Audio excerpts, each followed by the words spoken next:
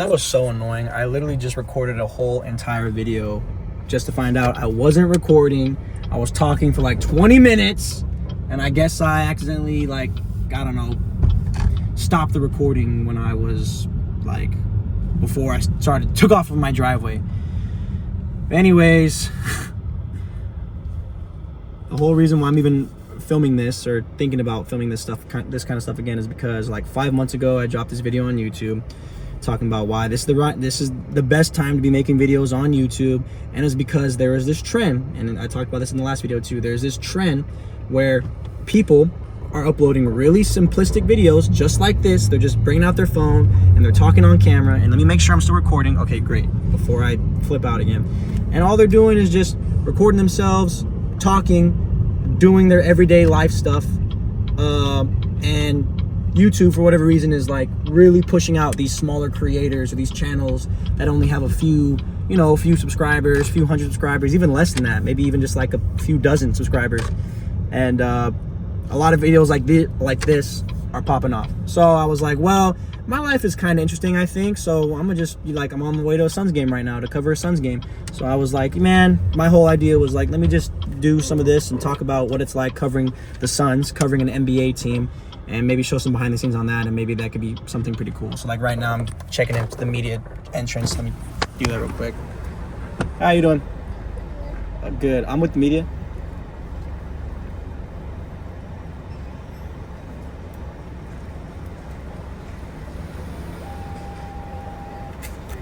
Thank you. You have a good one. All right, for those of you that just saw that and were like, what, it's that easy? No, it's not that easy, all right? They have a list of names of approved media, and sometimes they ask for my name, sometimes they don't. Like, I don't think they asked for my name that time, but you show up, and yeah, anyways, there's like a special media parking lot, or I guess it is. I'm not really even sure, to be honest. But anyways, yeah, that's, so I just get in, and I pick up my media pass at the media entrance. So before I even get into all that, those little details, I guess I'll give some background context to how I even started doing this in the first place, like covering these NBA games and whatnot. So, long story short, and maybe not that short, I work for a media outlet, an up-and-coming media outlet called Burn City Sports. Now, I've been working with them since like 2023, since the 2023 NBA season. Maybe it might have been 22-23 NBA season. But I've been working with them for some time now. How's the lighting look? Does the lighting look okay? I don't know. I guess we'll find out. Yeah, let's try this real quick. Let me try setting this up. And oh my goodness. So, anyways, I've been working with this outlet since like 2022, 2023. I hope the lighting is okay. I guess we'll find out. Long story short, my roommate got a job with them. He asked if they needed any videographers. They said sure, they'd be down. I interviewed with them. I showed them some of my work because I used to work for Ball is Life, and I used to be a full-time like basketball videographer. Showed them what I did, the channels I managed, and they were like, yeah, sure, you're welcome to the team. It was pretty easy actually to at least secure the job. Now, they were not paying me a whole lot. Again, this was an up-and-coming media outlet. The most I ever made with them at this time was like $250 a month. I was not making any money, but I got to keep all the footage that I filmed. I got to keep it for myself. I got to like, I had all basically creative control of the content. So for me, it was worth it because I was starting to kind of build my own platform, I guess you can say. I was uploading like the clips and the highlights that I got. I was making creative little videos on Instagram, TikTok, and I was actually seeing a lot of success. Like I had a couple videos that popped off that had like a few million views. I had some videos that had like, millions of views, and I was able to build up my Instagram account. I gained like a few thousand followers off of that. TikTok, I was able to, build some following off of that. And I wasn't really doing much on YouTube at the time, which I don't really necessarily regret. I just, YouTube is, I guess, where it's at when you want to make money, or you want to make money the more stable way. So let me turn this down a bit in case it's messing up the audio. So anyways, been working with Burn City Sports. And for those of you, a lot of people ask me, oh, can you get me into a game? Can you give me some tickets to a game? Hear me out. If it were up to me, Yes, I be taking all the homies to the game. I be taking, you know, I be letting people that I'm cool with, like, yeah, let's go to the game. But I don't even get tickets to the game, right? I get credentials through Burn City Sports, and they give me a media pass. I don't even get a season-long media pass. I get a game-by-game media pass. So I got to show up to the media entrance. I got to check in. You know, I check in on my bags and whatnot, and then I pick up my media pass at the media entrance. So people ask me all the time, like, oh, can I go to a game with you? The only way I'm ever really able to get somebody to come along with me is it has to make sense for the Suns, and it has to make sense for Burn City. So I got to go through higher up. So I got a boss that I go through. They're big on trust. They're big on, can we trust this person? Are they just trying to use us for their own benefits? Like, are they going to make us look like, are they going to make Burn City look bad? Like, I can't just have some like everyday, like I can't just have some super fan coming with me who the minute they see Devin Booker or Kevin Durant, they'll be like, oh snap, can I get an autograph? Can I get a picture? Can I get a picture? That's like the quickest way to get us kicked out and like off the media list, like by far. So it can't just be like somebody who's a fan, because if you're a fan, sometimes you might not show up in that professional mindset, and it could just be a big risk kind of thing for Burn City. For the Suns, they're kind of the same way. They have to like make sure, is this somebody we can trust? Is this somebody that, you know, that we can trust to have come around and be professional? I've been coming around for like a year and a half. It took me a while of showing my face, shaking hands, getting to know the people. It took me a while to build up that trust and reputation. Like, oh yeah, CJ is somebody that we can trust. Oh, by the way, before I forget, subscribe if you like this kind of stuff. I just want to see if the button subscribe, if the subscribe button lights up. I think YouTube has a feature where the subscribe button will light up every time you say subscribe. I don't know if that's true or not, but subscribe and let me see if, and let me know if that button lights up. Anyways, moving on from that. So yeah, it's like I can't just bring. You can't be a fan when you show up to these games and you're working with the media. You have to be professional. You have to play it cool around, you know, some really famous athletes. So as much as I would love to just bring people around and get them tickets in, like, it has to make sense. So for example, I was able to, I'm a full-time teacher mentor. I work for this nonprofit called Elevate Phoenix. Shout out Elevate Phoenix. So I don't even do this this isn't even my job for real. This is literally like a hobby for me at this point. But the cool thing about it is I was able to bring a student with me a few days ago, a few nights ago, was when they were playing the Wizards. I was able to bring a student that I've known since he was in 7th grade. He's now a sophomore in high school. He loves photography and videography, and he started picking up. I actually sold him the camera that he has now, and I was able to bring him out to the game against the Wizards. I talked to the Suns people. I was like, yo, I got this student, I talked to the Burn City people. I was like, yo, I got this student. You know, this is the vision that I have. I want to try and bring students along with me who might not have the opportunity to have this experience anywhere else. I kind of want to be able to bring them along and serve the community and the students that I work with, and like have them see, you know, an opportunity, or have them see like a career path that they might not have had access to before. I mean, I work for, you know, underserved youth that are in like living in urban areas. So they both gave it the thumbs up. They're like, yeah, that'd be really cool. Let's do it. And the dude, he did a great job. He was super professional. He's super like mature and professional for his age.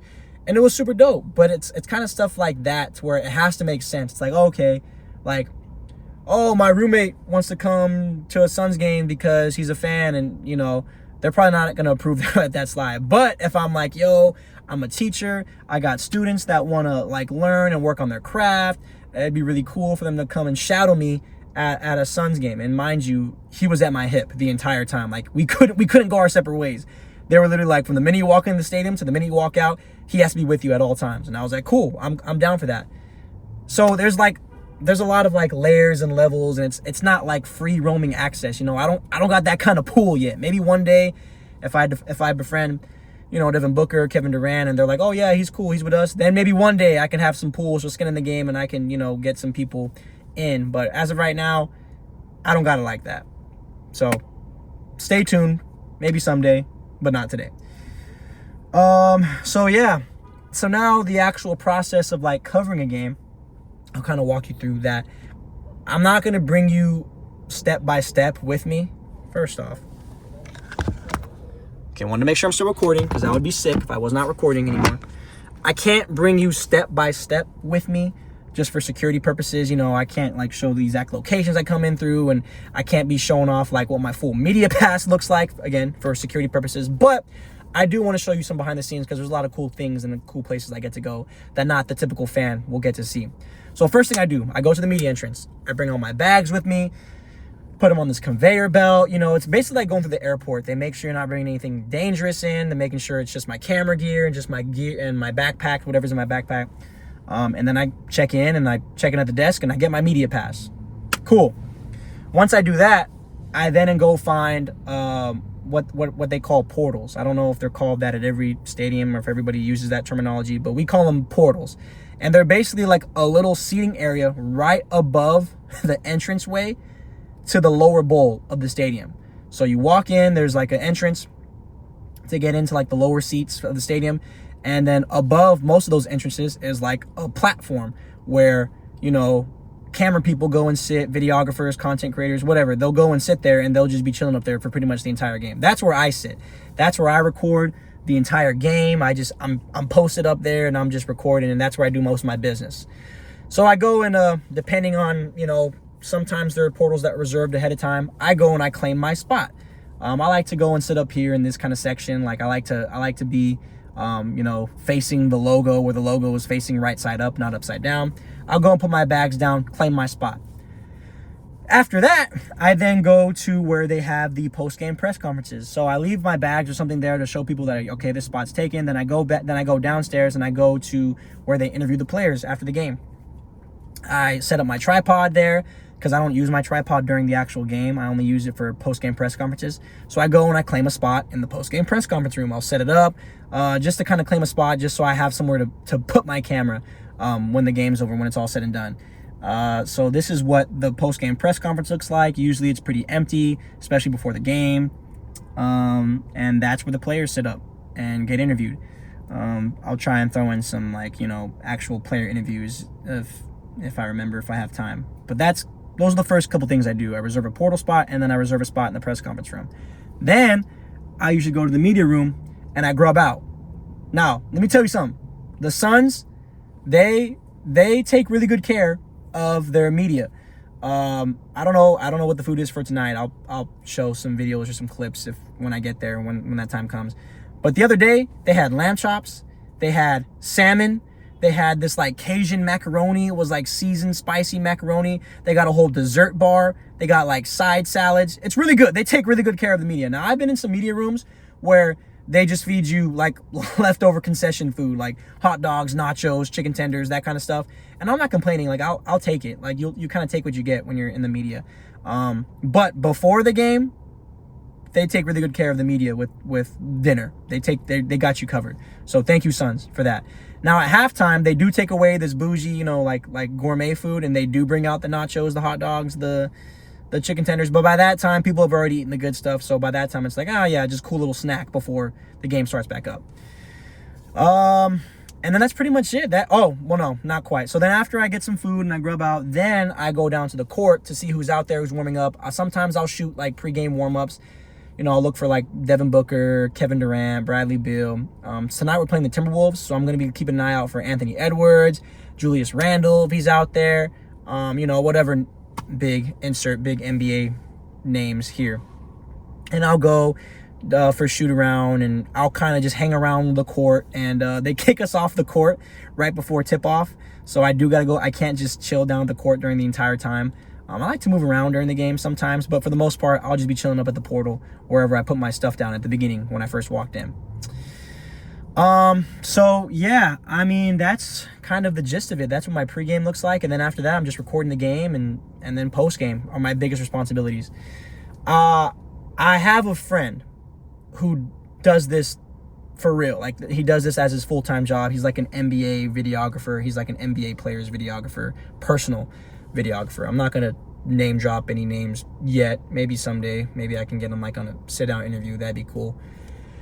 But, so the NBA is like real picky and choosy about uploading like game footage on YouTube, right? If you try to upload if I were to just to take the footage I got and put it on YouTube, I would probably get copywritten right away. Like the NBA would claim copyright, and I wouldn't be able to get it monetized. But what my friend does, who does this for real, he does this as his full-time job, he'll upload pre-game warm-ups. So he has videos that have hundreds of thousands of views of like Kyrie Irving, Luka Doncic, Stephen Curry, and it's just their warm-ups. Like, it's not even them playing in the game. It's just their pre-game warm-up ritual, their pre-game warm-up routine. So you got to get creative. Like, you know, that's another reason why I'm still with Burn City, even though I'm basically just doing this as a hobby, as like a little side gig. I'm not even really making any money from them for real, but I get to keep all the footage. And if I'm creative enough and creative with it, I can upload highlights and snippets to, you know, my social medias and try and build up the, you know, what's it called? Build up your following, if that's the kind of thing that you want to do. But, yeah, I don't really care to do that all the time. I don't want to be confined to just like a NBA videographer or just a sports videographer in general. I kind of want to, you know, do stuff like this where I'm talking to people and helping people out, and just kind of sharing the knowledge and the stuff that I do and documenting what I'm doing in my everyday life along the way. Like, I probably might do one of these in my classroom one day after class and just talk about how class went.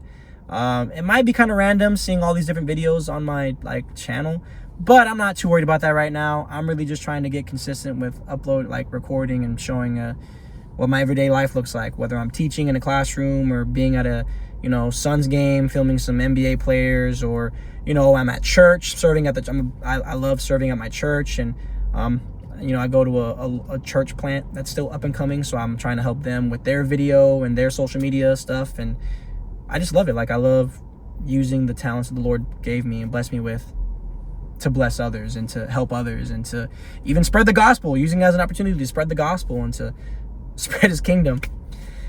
So yeah, if you like these kind of videos, yeah, think about subscribing, hitting that like button. Again, I really just want to see if that subscribe button lights up. Like, if it lights up every time I say subscribe, that'd be dope. If not, I'm gonna feel a little goofy, but that's okay. Yeah, if you guys want to see more videos like this, I'll probably just be doing more of this, and to give you like kind of an inside glimpse of what it is that I do and the kind of things that I do. So that's it for now. Till next time.